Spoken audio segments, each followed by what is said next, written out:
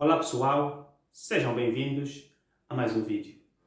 Hoje se inicia uma nova era no nosso canal, na medida em que, a partir de agora, teremos de forma sazonal determinados temas a serem desenvolvidos por terceiras pessoas que não seja eu. Entretanto, para hoje eu contactei uma pessoa concreta que escolheu um tema específico e que pretende partilhar conosco. O tema vai ser as diferenças e as semelhanças entre o direito processual civil e o direito processual penal. Se repararem, nós já aqui temos no nosso canal um vídeo ligado aos ramos do direito e, no entanto, já abordamos relativamente a questão do direito processual penal e direito processual civil. Porém, ela vai aqui nos elucidar, nos esclarecer sobre as diferenças e as semelhanças entre estes dois processos. Portanto, eu convido-lhe a assistir o vídeo até ao fim para que possa efetivamente compreender como é que se desdobram ou quais são efetivamente essas semelhanças e essas diferenças. Já agora, vai aqui um convite extensivo. Se, no entanto, está a acompanhar esse vídeo e tem algum tema específico que quer apresentar no nosso canal, não hesite, entre em contato através das nossas redes sociais, na descrição, ou se preferir, entre em contato nos comentários.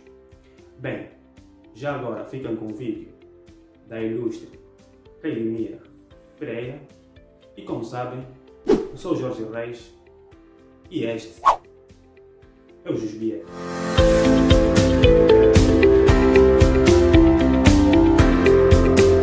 Saudações, Cailimira Pereira é o meu nome e neste vídeo eu vou fazer uma pequena abordagem de um assunto que eu particularmente acho bastante interessante, que são as diferenças e as semelhanças que existem entre os processos penal e civil.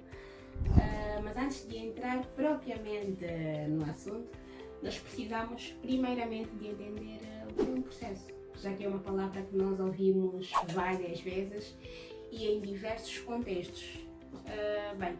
Um processo é nada mais, nada menos do que um conjunto de atos faseados ou sequenciados, se preferirmos, que visam a obtenção de um determinado fim. Por exemplo, e aqui um exemplo nada jurídico, mas no intuito de que seja o mais perceptível possível. Se nós quisermos preparar um bolo, isso para quem sabe fazer um bolo, nós vamos primeiro preparar uma massa, em seguida nós vamos colocar essa massa em uma forma e finalmente nós vamos levar essa forma ao forno e esperar então que esteja pronto o nosso bolo. Notem que para chegarmos a esse resultado final, que é o bolo, nós obedecemos um processo, ou seja, nós tivemos aqui um conjunto de atos faseados que nos levaram a um fim, que foi o bolo. Então, o mesmo acontece com os processos penal e civil. Tanto um quanto o outro são um conjunto de atos faseados que visam a obtenção de um determinado fim. Fim este que, para o processo penal, é a tutela dos bens jurídicos, que é um fim comum ao direito penal, e para o processo civil é a realização da própria justiça. Entrando agora nas semelhanças entre esses dois processos, uma primeira semelhança está no facto de que tanto o processo penal quanto o processo civil pertencem a ramos de direito instrumentais ou adjetivos, que são o direito processual penal e o direito processual civil. E esses são ramos de direito instrumentais ou adjetivos, porquê? Porque eles vêm para materializar, vêm para concretizar os seus ramos de direito substantivos, que no caso são o direito penal e o direito processual penal. Uma segunda semelhança está no facto de que tanto o processo penal quanto o processo civil pertencem a ramos de direito que são públicos. E são públicos porquê? Porque a função jurisdicional é uma função do Estado e é uma função do Estado que é atribuída aos tribunais. Então, neste sentido, o direito processual penal e o direito processual civil, que são os ramos processuais a que pertencem esses dois processos, são ramos de direito público. Entrando agora nas diferenças entre esses dois processos, e que são até maiores. Uma primeira diferença está no facto de que, em processo penal, ação é pública, ou seja, o impulso processual compete ao Ministério Público. Isso nos termos do artigo 1º do nosso Decreto-Lei 35.007.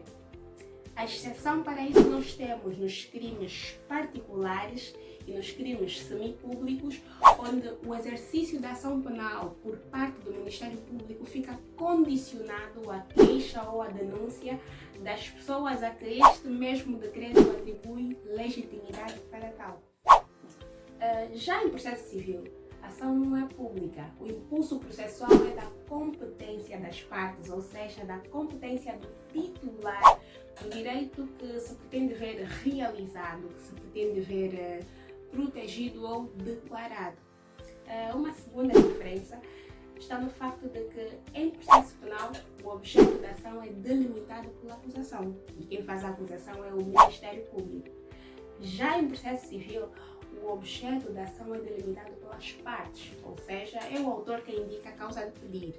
E lá mais para frente, o nosso juiz não poderá decidir em objeto diferente nem em quantidade superior àquilo que foi pedido pelas partes, sob pena de termos aqui uma causa de nulidade de sentença nos termos do artigo 668 do nosso Código de Processo Civil.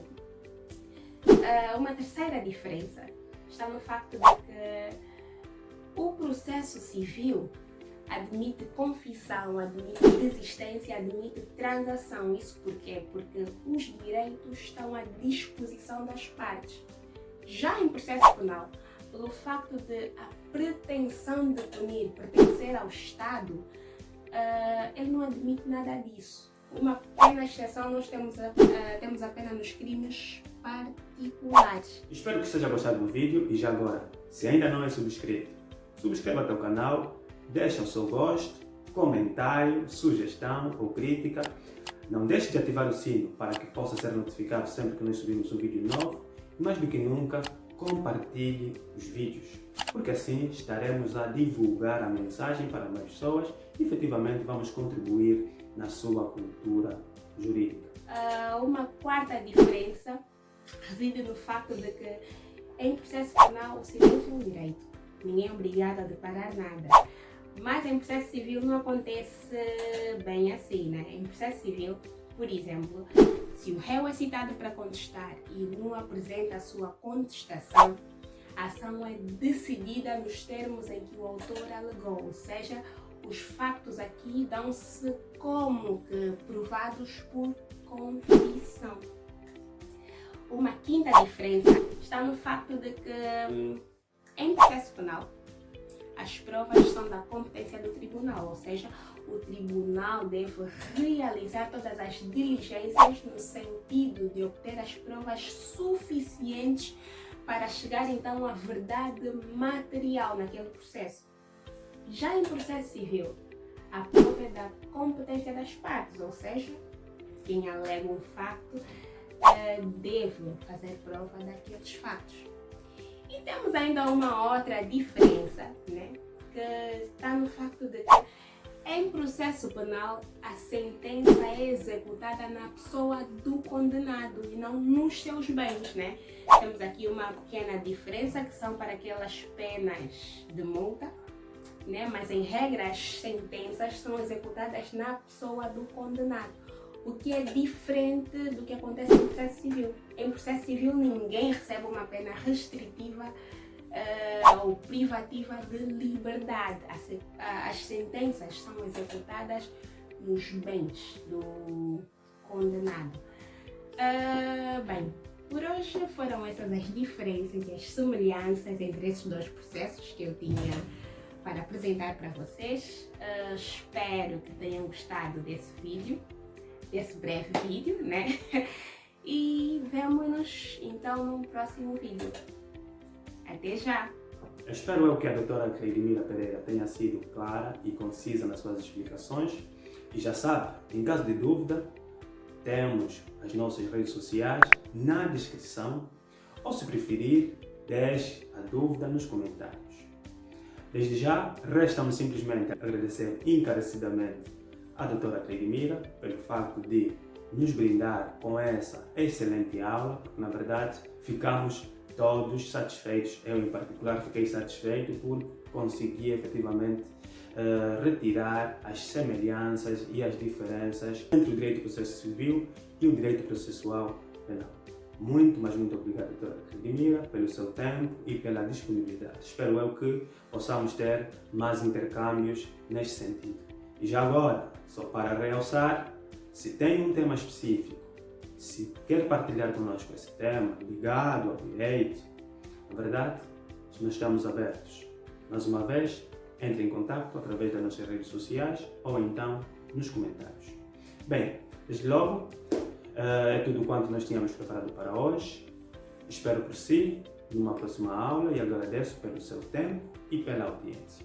Como sabem, eu sou o Jorge Reis e este é o Jusbia.